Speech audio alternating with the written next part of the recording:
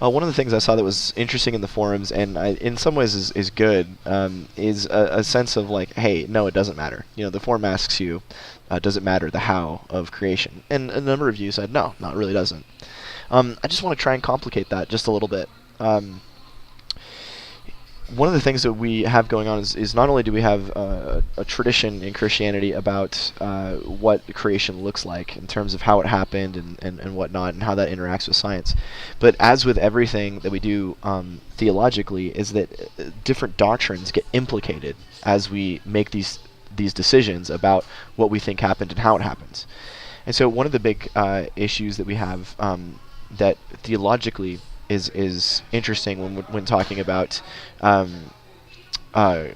creation and evolution is if you begin accepting evolutionary theory, you begin to have problems with questions about evil, suffering.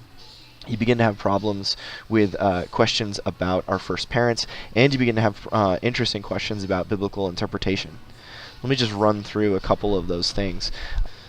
So with sin and evil, a lot of, especially Reformed and a lot of evangelical doctrines of evil and suffering in the world depend on a belief that it was the sin of Adam and Eve to eat of the fruit and the tree that caused everything. So before Adam and Eve ate of the fruit, everything was perfect, living in Eden, paradise, and paradise was ruined in every way as a consequence of human sin and action.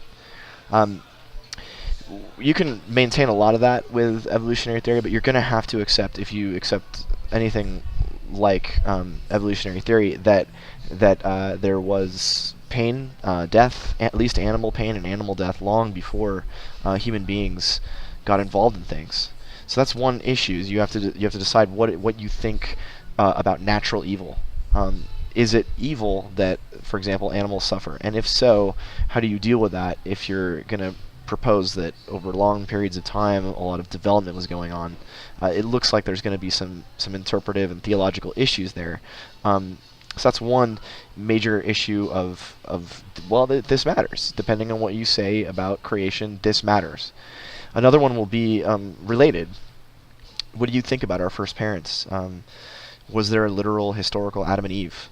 If you begin accepting evolutionary theory, you're going to be hard pressed to say that, oh yeah, there was this, just from nothing, these two people showed up in this beautiful garden. That's going to be hard to maintain because you're going to have a lot of pre-human ancestors that we would have evolutionarily, and then you're going to have to explain what it is exactly that made first human beings, Homo sapiens, special, and you have to really come to terms with what you think actually brought evil in, and how sin develops and how it was a part of things.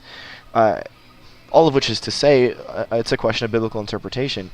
How literal are you going to take Genesis 1 to 3?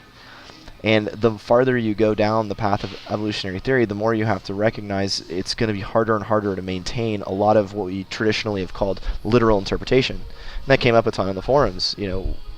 To what extent do we think that we just say this is exactly 24-hour, 6-day period, and there was literally this garden, and right at the center of the garden is this tree? And I mean, how much are you willing to say we've got to have this, and then be honest about why?